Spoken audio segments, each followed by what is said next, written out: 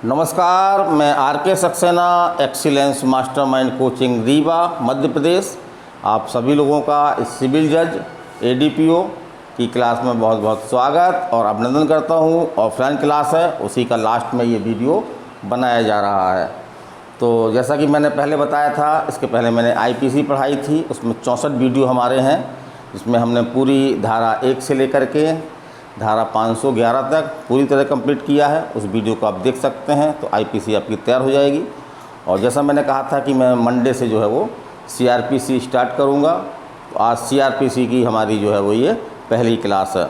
तो बिल्कुल बेसिक शब्दों में जहाँ से क्वेश्चन आते हैं उसको ज़रूर मैं बताऊँगा, उसको भी आप लोग ध्यान रखिएगा कहाँ से क्वेश्चन बनते हैं, उसको नोट कर लीजिए, तो आपसे कोई भी क्वेश्चन गलत नहीं होगा। तो चलिए पहले तो हम थोड़ा सा आज सीआरपीसी के बारे में थोड़ी सी भूमिका बताएंगे कि इसके पहले कौन सी हमारे पास दंड प्रक्रिया संहिता थी, किस ईयर की थी, और किन परिस्थितियों में हमको ये कानून बनाना पड़ा, नया कानून बनाना पड़ा हमको। इसको लोकसभा ने कब पारित किया, राज्यसभा ने कब पारित किया, राष्ट्रपति की अनुमति कब मिली, ये लागू कब हुई, और इसका विस्तार जो है वो कहाँ कहाँ तक है, कि आप जम्मू कश्मीर को छोड़ करके इसका विस्तार है या पूरे भारत में इसका विस्तार है।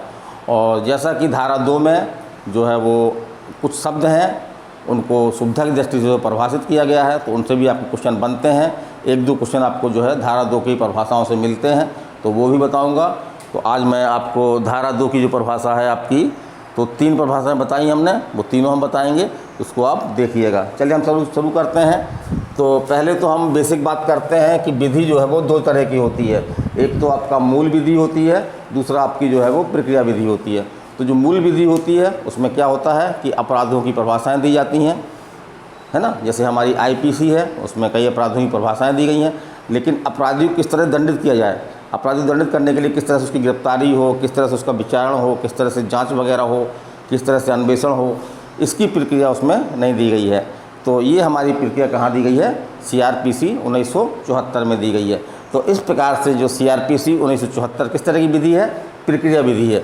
चलिए हमने वही लिख रखा है कि ये जो किस तरह की विधि है आपकी, ये प्रक्रिया विधि है। ठीक उसी तरह से जिस तरह से प्रक्रिया विधि हमारी एक सीपीसी है, सीपीसी है ना, सिविल प्रक्रिया संहिता, civil procedure code, civil procedure code 1908। फिर हम आगे बात करते हैं कि भारत में पहली बार जो है वो दंड प्रक्रिया संहिता व्यवस्थित रूप से कब आई, तो ये आपकी आई 1898 में।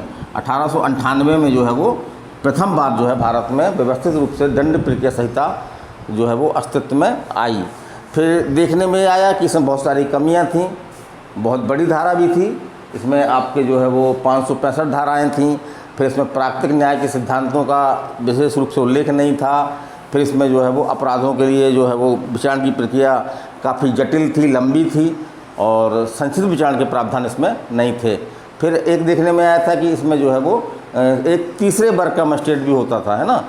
तो एक प्रकार से मजिस्ट्रेटों की संख्या काफ़ी बढ़ जाती थी। तो नई संहिता में यही परिवर्तन किया गया कि मजिस्ट्रेटों की संख्या जो है वो केवल 2 होगी, माने मजिस्ट्रेट फर्स्ट क्लास और मजिस्ट्रेट सेकंड क्लास। जो थर्ड क्लास अपना पुराना होता था वो अब नहीं होगा। इसी तरह से इसमें प्राकृतिक न्याय के सिद्धांतों का पालन किया गया है, माने किसी व्यक्ति को बिना सुने जो है वो उसके खिलाफ कोई कार्रवाई या दंड वगैरह उसको नहीं दिया जाएगा। इसी तरह से बहुत सारे ऐसे मामले हैं जो छोटे थे, उनको अगर हम संक्षिप्त ट्रायल से, समरी ट्रायल से हम उसको हल कर सकते थे। तो पुरानी संहिता में ये प्रावधान नहीं थे, तो नई संहिता में जो है वो समरी ट्रायल को जो है वो उसके क्षेत्र को जो है क्या किया गया, बढ़ाया गया। तो चलिए हम चलते हैं। तो अब हम बात करते हैं नई संहिता की, है ना, नई संहिता की।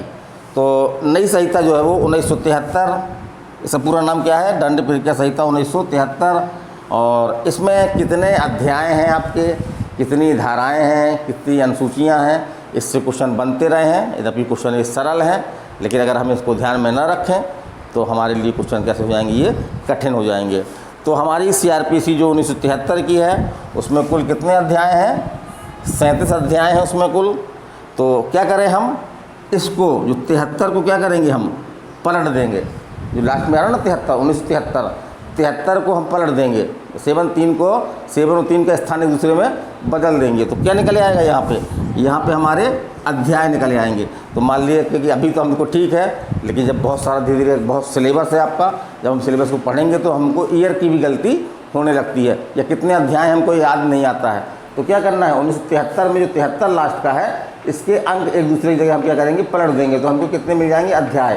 तो मतलब कितने अध्याय हैं, 37 अध्याय हैं। ठीक है, याद रहेगा इस तरह से।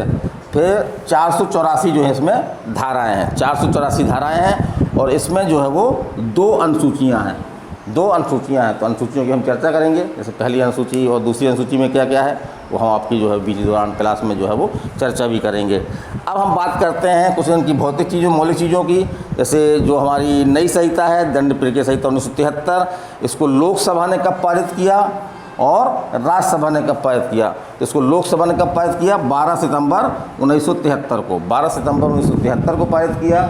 और उसके बाद जो है वो राज्यसभा ने जस्ट 6 दिन बाद, है ना, 12 हमको याद है, 12 सितंबर, 6 दिन बाद कौन सी होगा आपका, 6 दिन कौन होगा, 18 सितंबर, है ना। तो 18 सितंबर को किसने पारित किया, इसको राज्यसभा ने पारित किया। और तीसरा जो इसमें महत्वपूर्ण क्वेश्चन बनता है कि जैसा हमारे कानून में है कि कानून बनाना किसका काम है, संसद का काम है, माने विधायक का काम है। और तब तक कोई कानून कंप्लीट नहीं होता जब तक कि राष्ट्रपति उस पर हस्ताक्षर ना कर दे। तो CRPC में भी अंतिम रूप से राष्ट्रपति ने हस्ताक्षर किए थे। तो राष्ट्रपति ने इस पर हस्ताक्षर कब किए, है ना, तो कब किए, ध्यान रखिएगा, 25 जनवरी 1974 को। तो ये भी क्वेश्चन बन सकता है आपका ये, तो इसको भी ध्यान रखिए कि 25 जनवरी 1974 को जो है वो राष्ट्रपति ने इस पर क्या किए, हस्ताक्षर किए। चलिए हम शुरू करते हैं। तो हम पहली धारा लेते हैं, धारा 1 लेते हैं। तो धारा 1 में जैसा सिंपल सभी अधिनियमों में होता है कि उसका नाम क्या है, उसका विस्तार क्या है ना, वो कब से लागू हुआ। तो वही स्थिति आपकी दंड प्रक्रिया संहिता 1973 के बारे में भी वही स्थिति है। तो 73 में 3 बातें बताई गई हैं। पहला तो क्या, संक्षिप्त नाम क्या है इसका, जो हमारा ये कानून है उसका संक्षिप्त नाम क्या है। फिर वो इसका विस्तार, माने कितने क्षेत्रों में जो है वो लागू होता है, कितने क्षेत्रों में वो लागू होता है। और तीसरा है कि उसका प्रारंभ कब हुआ, माने वो लागू कब हुआ। तो चलिए तीनों को हम देखते हैं। तो पहला तो सिंपल है कि इसका संक्षिप्त नाम क्या है, तो दंड प्रक्रिया संहिता 1973। क्या नाम है, दंड प्रक्रिया संहिता 1973। फिर हम देखते हैं विस्तार की। तो पहले क्या था, 2019 के पहले इसका विस्तार जो है जम्मू कश्मीर राज्य को छोड़ करके, है ना, संपूर्ण भारत में था, कुछ प्रांतों के अधीन, वो बताएंगे अभी हम। लेकिन 2019 में जो है वो जो राज्य पुनर्गठन, जम्मू कश्मीर राज्य पुनर्गठन अधिनियम जो बनाया गया, उसमें जो है प्रावधान किया गया कि अब CRPC जो है वो जम्मू कश्मीर में भी लागू होगी। तो अब आपका आंसर क्या होगा, CRPC कहाँ लागू होती है, तो CRPC जो है वो जम्मू कश्मीर में भी लागू होती है। ये कब से लागू किया गया, इस तरह की बात कब से लागू होने लगी है, 2019 से। 2019 से तो ये याद रखिएगा, 2019 में आपका जो है वो जो जम्मू कश्मीर स्टेट हुआ करता था आपका, उसको जो है वो ख़त्म करके और वहाँ पे 2 केंद्र शासित प्रदेश बना दिए गए हैं। एक तो आपका जम्मू कश्मीर है और दूसरा आपका कौन सा है, लद्दाख। दूसरा कौन सा आपका, लद्दाख। तो नक्शा हमारे सामने लगा हुआ है ना, उसका ऊपरी हिस्सा हम देख रहे हैं। तो सबसे ऊपरी हिस्सा जो है वो लद्दाख का है और उसके नीचे छोटा सा जो है वो जम्मू कश्मीर है। तो अब राज्य का दर्जा ख़त्म करके, तो इसी प्रकार से अब जम्मू कश्मीर में जो अनुच्छेद 370 हुआ करता था, है ना, संविधान का अनुच्छेद 370 में जम्मू कश्मीर को जो है विशेष राज्य का दर्जा दिया गया था। तो अब उसको क्या कर दिया गया है, समाप्त कर दिया गया है। इस प्रकार से अब जो है वो जम्मू कश्मीर में भी हमारी CRPC लागू हो रही है। चलिए हम आगे चलते हैं, लेकिन इसमें कुछ शर्तें हैं, जैसे कि आपका इस संहिता के अध्याय 8 और 10 और 11 इसके प्रावधान जो है वो जनजातीय क्षेत्रों में खासतौर से लागू नहीं किए गए हैं। जैसे कहाँ पे, नागालैंड राज्य में, और जो जनजातीय क्षेत्र हैं, तो जनजातीय क्षेत्र की घोषणा कौन करता है, राष्ट्रपति करता है। तो बहुत सारी ऐसे क्षेत्र हैं जहाँ पे जनजातियाँ जो है अधिक मात्रा में रह रही हैं, उनकी अपनी विशेष कला संस्कृति होती है, तो उसको बचाए रखने के लिए उन पर जो है वो एक प्रकार से उनके लिए विशेष कानून होते हैं। तो वहाँ पे ये लागू नहीं होते। तो कहाँ कहाँ लागू नहीं होती है, एक तो नागालैंड में राज्य में लागू नहीं होती है, दूसरा जो राज्यों में, अन्य राज्यों में जो जनजातीय क्षेत्र हैं वहाँ पर ये लागू नहीं होती है। लेकिन यदि वहाँ की राज्य सरकारें जो अधिसूचना द्वारा अगर लागू करना चाहती हैं तो वो लागू कर सकती हैं। चलिए आगे चलते हैं हम। अब तीसरी बात आ रही है इसकी कि ये प्रारंभ कब से हुई। तो ये डेट हमको याद रखना है, वो क्या है, 1 अप्रैल को विशेष अवसर होता है। क्या होता है, अप्रैल फूल मनाते हैं हम लोग, एक दूसरे को क्या मानते हैं, चूतिया मनाते हैं ना, सिंपल भाषा में कहो तो एक दूसरे को जो हम चूतिया मनाने का प्रयास करते हैं। कभी प्रयास में सफल हो जाते हैं और कभी प्रयास में सफल नहीं भी हो पाते हैं, क्योंकि सामने वाला समझ जाता, अच्छा 1 अप्रैल है आज, है ना, हमको अप्रैल फूल बना रहे हो। तो अप्रैल फूल के दिन माने 1 अप्रैल, और सन यहाँ पे ध्यान रखना है, यहाँ पे धोखा नहीं खाना है, क्योंकि ये संहिता कब की है, 1973 की है। कब की है, 1973 की है, लेकिन ये 1 साल बाद लागू हुई, माने 1974 में, 1974 में। तो 1974 में ध्यान रखना आपको, ये 1 अप्रैल 1974 को जो है वो आपकी दंड प्रक्रिया संहिता जो है वो लागू हुई।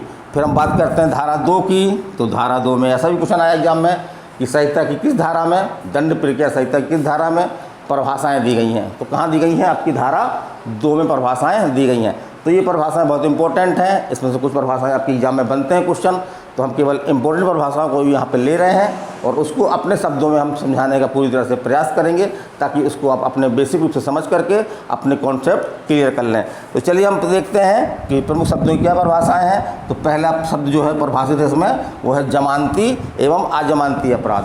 तो ऐसे अपराध जिसमें जमानत मिल जाती है उसको हम जमानती बोलते हैं, और ऐसे अपराध जिसमें जमानत नहीं मिलती या विशेष शर्तों के अधीन मिलती है ना, हमारा अधिकार नहीं होता उसमें जमानत प्राप्त करने का, यदि जमानत मिल जाती है, तो ऐसे अपराध को हम जो है अजमानती कहते हैं।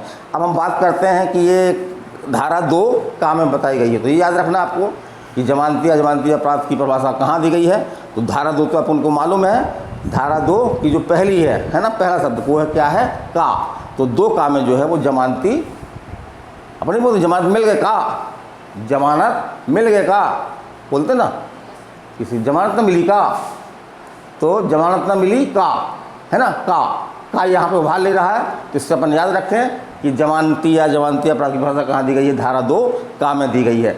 अब ये परिभाषा किस तरह की है, तो इसमें लिखा हुआ है, उसको हमने अपने शब्दों में सरल बनाने का प्रयास किया है। मैं अपने प्रयासों में कहाँ तक सफल हुआ हूँ, ये आप हमको जो है मैसेज द्वारा बताएं। तो सभी अपराध जो दंड, बेसभी अपराध है ना, बेसभी अपराध जो दंड प्रक्रिया संहिता की अनुसूची 1 है ना, अनुसूची 1 में या तत्समय लागू कानून में, है ना, तो जिस समय अपराध हुआ है उस समय वो कौन सा कानून था, यदि उस कानून में यदि उसको क्या बना दिया गया है, जमानती के रूप में दिखाया गया है या जमानती बना दिया गया है, तो ऐसे सभी अपराध क्या कहलाएंगे, आपके जमानती अपराध कहलाएंगे। तो इसके लिए आप देख सकते हैं, पहली अनुसूची जब खोलेंगे आप तो सबसे लास्ट में जो है एक श्रेणी दी गई है, उसमें बताया कोई भी अपराध का नाम लिखा है, उसके बाद वो जमानती है या अजमानती ये लिखा हुआ है। तो जिन अपराधों के सामने उसमें जमानती लिखा है वो सभी अपराध जो है वो कौन से अपराध हैं, जमानती अपराध हैं। और अजमानती अपराध क्या है, तो इसमें अजमानती अपराध की डिटेल परिभाषा नहीं दी गई है। तो इसमें कहा गया है कि वे सभी अपराध जो जमानती अपराध से भिन्न हैं, वे सभी अपराध जो अजमानती अपराध से जो है वो जमानती अपराध से भिन्न है, वो क्या कहलाते हैं, अजमानती अपराध, है ना। तो ये भी, इसका भी उल्लेख मिलता है अनुसूची में, इसका कौन से अपराध अजमानती हैं इसका भी उल्लेख मिलता है। या तो कोई अपराध जमानती होगा या कोई अपराध अजमानती होगा। तो यदि कोई अपराध जमानती है या जमानती नहीं है तो फिर क्या होगा, वो अजमानती होगा। फिर चलिए हम आगे चलते हैं। तो कहाँ पर है ये, तो जमानत मिल गए का, है ना, बोलते हैं जमानत मिल गए का, नहीं मिली का, है ना। तो का से अपन याद रखेंगे का में है, 2 एक का में है ये परिभाषा। फिर चलिए अगला हम देखते हैं। तो अगली परिभाषा जो है आरोप की है। तो आरोप की अगर हम कहें तो खा है ना। तो आरोप में न्यायालय क्या करता है, बिल्कुल खरी खरी लगाता है ना, खरी खरी, बिल्कुल खरी खरी कि आपने जो है वो फलाना फलाना अपराध किया है, कि आप अपने अपराध को स्वीकार करना चाहते हैं या विचारण चाहते हैं। तो यही चीज़ जो न्यायालय लिखित रूप से लगाता है वही कहलाता है आरोप। लेकिन यहाँ पे आरोप को परिभाषित नहीं किया गया है, केवल क्या बताया गया है, क्या बताया गया है कि जब आरोप में एक से अधिक शीर्ष हो, है ना, मतलब एक से अधिक शीर्ष समझ रहे हैं अपना हेडिंग, एक से अधिक हेडिंग, है ना। तो एक से अधिक शीर्ष हो तो कोई भी एक शीर्ष जो है क्या कहलाएगा, आरोप कहलाएगा। तो इस प्रकार से आरोप की परिभाषा नहीं देती है। आरोप की हमने मूल परिभाषा बता दी कि न्यायालय जब पुलिस रिपोर्ट प्राप्त होती है ना, या किसी अन्य माध्यम से जब न्यायालय अपराध का संज्ञान लेता है तो फिर न्यायालय जो है वो आरोप लगाता है कि आपके द्वारा, अभियुक्त के द्वारा जो है ये अपराध किया गया है, कि आप अपराध को स्वीकार करते हैं या आगे विचारण चाहते हैं। तो यही आपका जो है आरोप कहलाता है, आरोप कहलाता है।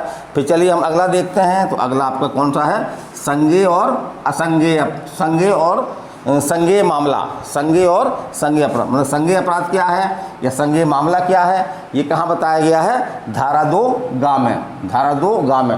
तो इसको भी हम दिमाग में रख सकते हैं, हमको रटने की ज़रूरत नहीं है।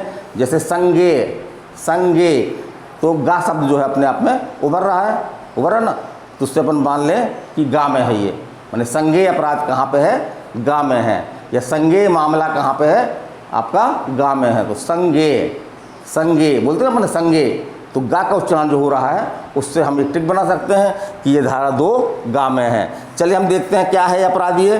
तो ऐसा अपराध जिसमें दंड प्रक्रिया संहिता या तत्समय, माने उस समय जिस समय अपराध किया गया है जो कानून लागू है, तो तत्समय लागू कानून के तहत पुलिस अधिकारी, कौन, पुलिस अधिकारी जो है वो वारंट के बिना गिरफ्तार कर सकता है। तो ऐसा क्यों बनाया गया है, अगर हम इसको समझ लें तो जो संज्ञेय अपराध होते हैं तो वो कौन से अपराध होते हैं, तो संज्ञेय अपराध ऐसे अपराध होते हैं जो गंभीर प्रकृति के होते हैं, समाज को जो है उनसे अधिक खतरा होता है। तो ऐसे मामलों में क्या होता है कि गिरफ्तारी जो है वो तुरंत आवश्यक होती है। अगर गिरफ्तारी में टाइम लगेगा, माने पुलिस अधिकारी कहाँ जाए, मजिस्ट्रेट के पास जाए, वहाँ से वारंट ले, तो इस प्रोसीडिंग में जो है टाइम लग सकता है। तो इसलिए यहाँ पे ये प्रावधान कर दिया गया कि अगर अपराध संज्ञेय है, माने गंभीर है ना, समाज को बुरी रूप से प्रभावित कर रहा है, तो उस अभियुक्त को जो है तत्काल रूप से गिरफ्तारी की जा सके। तो यही इसका जो है इंटेंशन है। तो इसलिए जो संज्ञेय अपराध में जो है वो सभी अपराध जिसमें पुलिस जो है वो वारंट के बिना गिरफ्तार कर सकती है, संज्ञेय अपराध कहलाते हैं। फिर चलिए हम देखते हैं कि संज्ञेय मामला क्या कहलाता है ना। तो ऐसे सभी मामले जो संज्ञेय अपराध से संबंधित हैं, ऐसे सभी मामले जो संज्ञेय अपराध से संबंधित हैं, संज्ञेय मामला कहलाता है। तो संज्ञेय मामला की परिभाषा भी कहाँ दी गई है, आपकी 2 गा में ही दी गई है। चलिए हमारी ये क्लास थी, आज क्लास की हमने शुरुआत की थी, कुछ बच्चे आए भी हैं और आप अगर आना चाहते हैं तो इसमें हमारी क्लास ले सकते हैं। CRPC मैंने बिल्कुल 0 से शुरू किया हूँ और क्लास हमारी जो है ये 1 क्लास है। तो कल हम इसके आगे की परिभाषाएँ बताएंगे, खासतौर से परिवाद, ये जिसको हम मूल भाषा में इस्तगासा बोलते हैं या कंप्लेंट बोलते हैं। तो ये भी अपराध स्वीकार न्यायालय में विचारण करने की एक प्रक्रिया होती है। तो परिवाद से आपके क्वेश्चन बनते हैं। कल मैं परिवाद और उसके आगे की महत्वपूर्ण परिभाषाएं ये सभी बताने के प्रयास करूंगा। बहुत ही महत्वपूर्ण क्लास होगी कल की हमारी, क्योंकि ये ऐसे टॉपिक है कि यहाँ से क्वेश्चन बनते हैं। तो चलिए आप लोगों से विदाई लेता हूँ।